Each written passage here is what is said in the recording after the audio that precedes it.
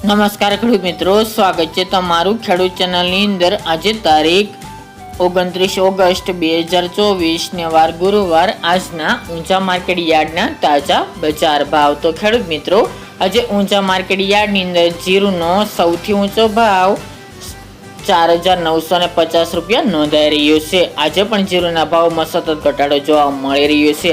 હાલ વરસાદી માહોલ હોવાને કારણે લેવાલી ઓછી જોવા મળી રહી છે, જેના કારણે અત્યારે જીરુની બજાર નીચે જોવા મળી રહી છે, પરંતુ 5,000 સુધી બજાર આગળ પાછળ જોવા મળશે। તો ચાલો આપણે જાણી લઈએ કે આજે ઊંચા માર્કેટ યાર્ડની અંદર તમામ જણસીના ભાવ શું ચાલી રહ્યા હતા।